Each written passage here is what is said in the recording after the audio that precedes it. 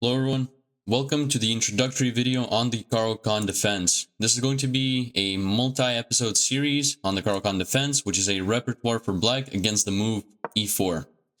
Now, the Caro Kann arises from the move order e4, c6, and generally speaking d4, d5. There's going to be about 20 different variations that white can play, and 20 different variations that we will have to go over and study individually.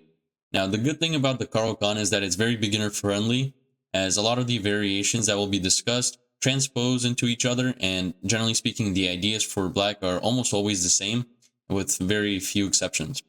Let's quickly talk about the strengths and weaknesses of the Caro Kann. So, the Caro Kann defense is considered to be one of the most solid defenses out there. You generally don't have any weaknesses in terms of your pawn structure, but the main drawback is that you're pretty passive and white has more central space and central control. And the reason for that is because we're placing a pawn on c6, which obstructs the development of the b8 knight, making it so that our position is pretty passive and, hard to get active piece play.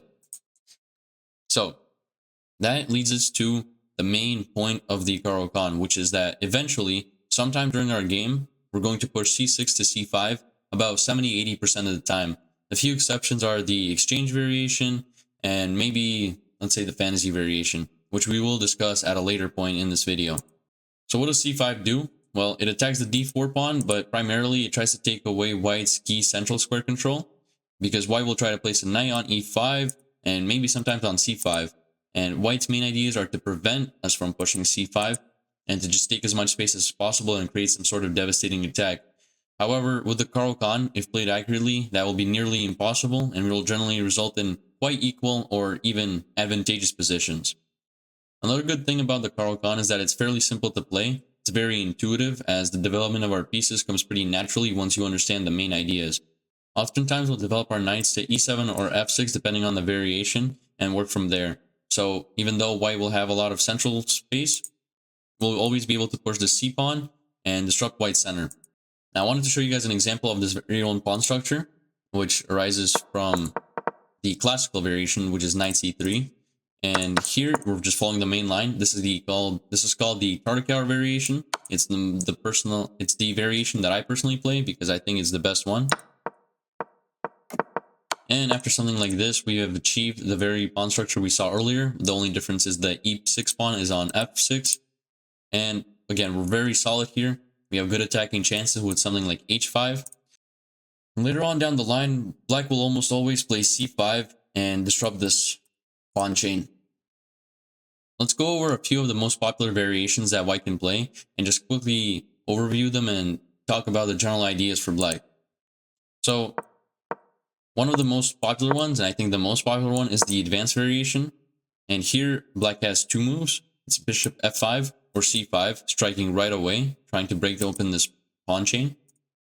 Bishop f5 is considered the main move. It's been played the longest, but I personally believe that c5 is actually a little bit better, at least for me.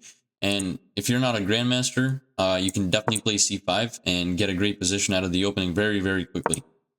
The reason I don't like bishop f5 is not because of the main line, which is knight f3 and a bunch of different moves like e6, bishop e2, stuff like that, but because of the Mikhail Tal variation with h4. And I think this is a very annoying variation to play against because black is very, very cramped in this position, and it's hard to get an active game. So if you play the intuitive e6 here, black is already lost after the move g4, g6, and pawn to h5, which traps the bishop completely. If you try to escape to e4, you get met with f3. And this position is resignable for black. So the move here after h4 is h6, so that after g4, you can slide your bishop to h7. And in this position, black is technically doing okay, but it's really hard to maneuver your pieces around. It's really hard to create plans. I mean, you'll play like knight d7 and c5, e6, but man, you're really cramped, and I just think that c5 is a great alternative. However, we will discuss both of these moves in a very comprehensive manner in later episodes. And the point of c5 is that most of the time you're going to be met with c3, and after something like knight c6, knight f3, you're going to take this pawn, and you're going to drop your bishop on g4, and if white can mess up, and white can mess up very quickly here, let's say they play h3, you're going to take this knight, and this pawn hangs, so the main move would be bishop e2. And this becomes really interesting. You play e6, and as soon as this bishop is threatened, you're just going to take this knight. One of the key themes in the Caro Kann is you're going to, generally speaking, trade off your light square bishop and then replace it with your own pawns and putting them on light squares, which means that your dark square bishop is your main asset, and it's something that you generally don't want to trade, and it's going to be one of your most active pieces. So you really don't mind trading off this bishop. I mean, as soon as white plays h3, you just instantly take, and you have ideas like queen b6, but more importantly, the more critical lines would be knight e7 and rerouting to either f5 or g6, depending on the placements of the pawns. So this is something to keep in mind with the c5 variation. Obviously, this is not forced. I mean, white doesn't even have to play c3. White can also take this pawn, which is a whole nother line. Again, that will be discussed. That's what I wanted to show you guys is the exchange variation, which arises from the move e4, c6, d4, d5, and e takes d5, c takes d5. This is the exchange variation where white has traded his e pawn for our c pawn. This move is commonly seen at pretty low rated games, although, I mean, you can play at like 22, 2300. And I really like black's chances here because we have both of our central pawns, and white really doesn't have anything. Like, there's no big attack that white can start. And a lot of the time, people don't know how to play this variation, so the main moves here would be c3, and you're going to place your bishop on d3 if you're white. But a lot of people just play the natural knight c3, which is considered bad because this pawn needs to get pushed, and this knight is blocking this pawn, which is really nice for us. So very quickly, black can get a sustainable advantage that will carry on onto the endgame, and you can get a very winning position quite quickly.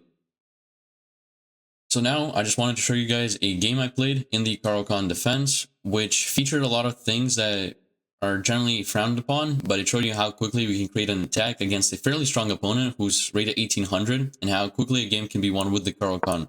So after e4, c6, my opponent played knight f3, I played d5, he played takes, knight c3, after bishop g4, this is the two knights variation. Here the main move is bishop e2 and then h3. Both of these can be played. He played bishop b4, which is not a bad move, but black is completely equal here. Then played h3, and we took and traded. And again, we trade off our light square bishop, which is something, as I said, is very thematic in the Caro Kann. You don't really care about this bishop, and you don't mind trading it for a knight, because you're going to replace the bishop with your own light square pawns. As we see with this f8 or f7, e6, d5 pawn chain. So here I played bishop d6. The dark square bishop is generally our main asset in the Caro Kann.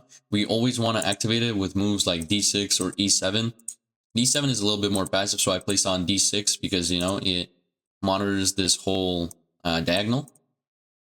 So white played bishop g5. We played h6 here, which is a really odd move to a lot of people because you're like, well, aren't you just going to ruin your pawn structure?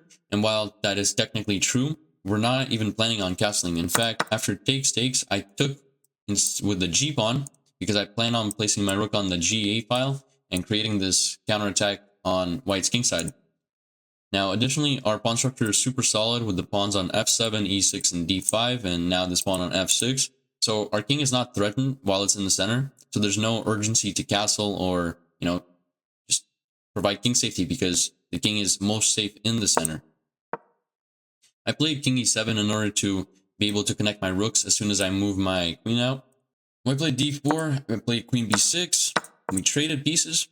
And here I wanted to point out another thing. It's very thematic in the Caro Kann that you're going to be pushing your queenside pawns. So it's generally okay to, you know, take with the b pawn, but I prefer to take with the queen because here I'm able to create this minor queenside attack kind of thing, if I were to want to do so. I had bigger prospects on my mind. I placed this rook on g8. I had to protect this pawn, and afterwards I doubled rooks. Now white played g4 in order to prevent me from taking this g2 pawn. Dropped my queen back. I just like this diagonal, though it wasn't the most accurate move, so in retrospect, queen c7 is not the best move. White played rook e1, which is a little bit too passive because after f5, white is in a lot of trouble. White cannot take this pawn because he is pinned. So white moves king. I took this pawn.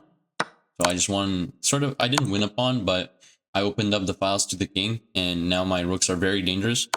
I gave white a check, And then I played queen c4 because my intentions were to play queen d3 or to win this knight, since both the queen and rook are attacking and only the rook is defending it.